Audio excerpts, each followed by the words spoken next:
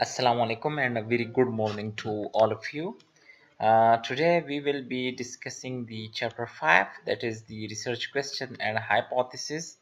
So in this lecture we will be understanding the variables, then we will be formulating a research question, and we will be discussing about the hypothesis and what are the types of hypotheses and how are you going to test different types of hypotheses. So for today's lecture, these are our objectives.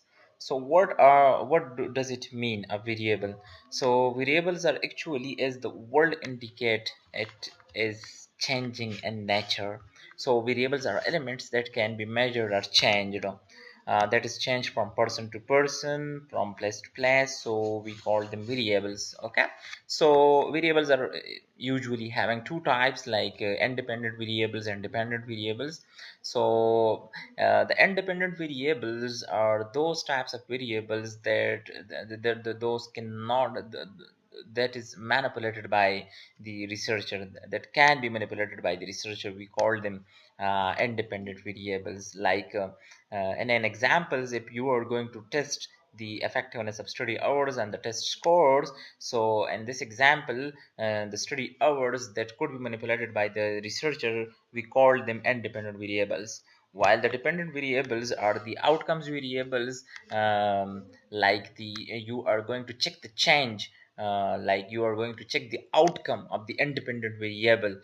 So we call the outcome that you are going to get from the changing nature of the independent variable is called dependent variable. Like the test score, like you are changing the study hours and you are going to get a different types of test scores from different students. So we called it an outcome variable, and we also call it a dependent variable. So usually we are having two types of variables. One is called independent variable and one is called dependent variable. So the independent variable is usually manipulated by the researcher. We also called it a test variable. Like in an example, the study hours, the effectiveness of study hours and the test score. So the study hours in this example, the study hours are called independent variables because a researcher can manipulate the study hours, and the dependent variable is the test score because it is the variable that is measured by the researcher is called the dependent variable, and the test score in this example is an example of the dependent variable.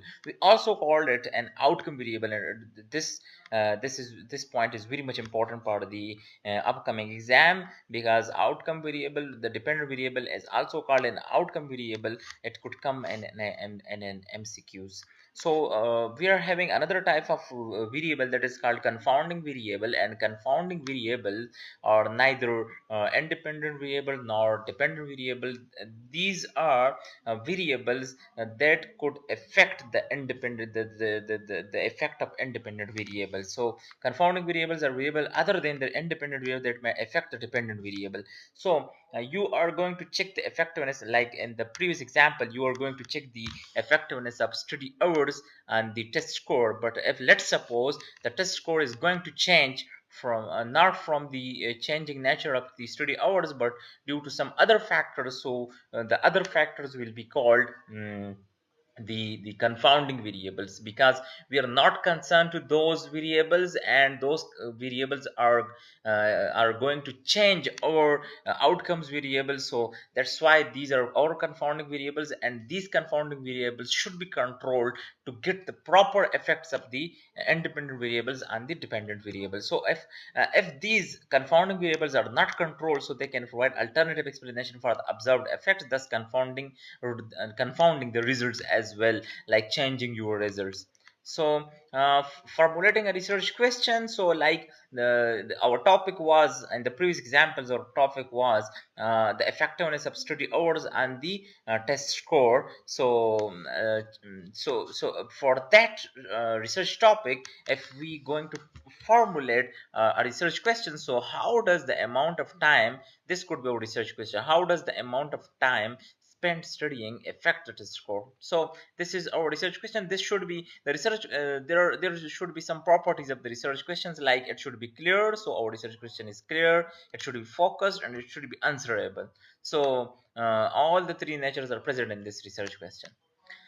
So what are hypotheses? So a hypothesis is a statement that can be tested statistically. Like for this research question, there are two types of hypothesis. One is called null hypothesis, one is called alternative hypothesis. The null hypothesis is usually the opposite of alternative hypothesis. The alternative hypothesis is also called researcher's hypothesis. It is represented by H naught and it is represented by H1 or H alpha. So null hypothesis for this research question will be there is no effect of study hours on the test score.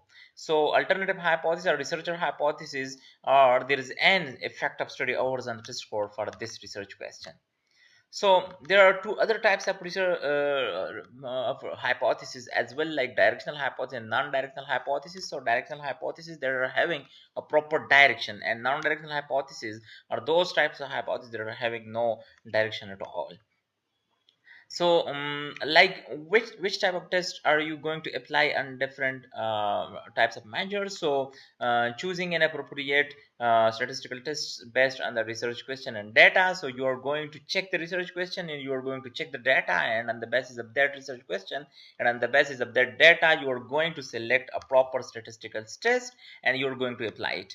Like if you are having two groups and you are going to compare the means of those two groups, so you can apply t-test. If you are having more than two groups, like three or more groups, so you are going to apply the test ANOVA to compare the means of those three or more than three groups. And if you are going to check the relationship between independent and dependent variables, so you are going to apply a regression analysis test. So justifying status, like for if you are having two groups like male and female, these are two groups and you are going to check the effectiveness of study hours and the test results. So you are going to compare the results of the male with the female gender. So you are having two groups, so you are going to compare the mean test score of the male with those with the female. So for in this example you are having two groups, so you will apply a t-test to compare the means of the two groups. So while having two groups, so you will be applying a t-test to check the proper measures for these two means. And if you are having more than two like three or four groups, so then you will be applying ANOVA instead of t-test. So interpreting statistical test, so understanding the results of a statistical test, like how are you going to interpret it? So you are having different softwares like SPSS and Stata, and those you are going to apply different statistical tests, and on the basis of p-value you are going to reject or fail to reject the null hypothesis. Like in this example, if you are going to check the effectiveness of study hours and the time spent and the test score. So if you are going to, let's suppose if your research question is that there is an association between the two variables, that is time spent and study and test score, time spent in the library and the test score. So you will be applying a proper statistical test on this research question, and then while getting the result on the basis of the p-value, if the p-value is less than 0.05, so you are going to reject the null hypothesis, and then it means that your researcher hypothesis is you are failed to reject the researcher hypothesis and your hypothesis were true. So that's all that you can do in an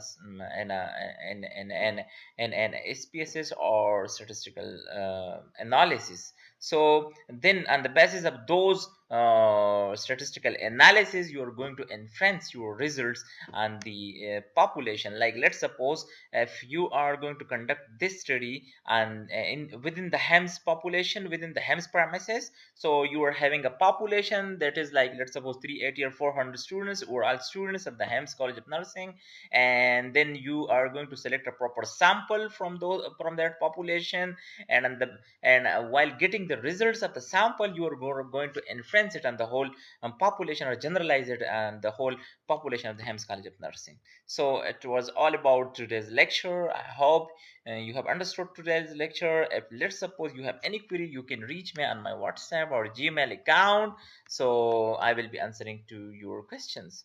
So thank you all. See you next time. Allah Hafiz.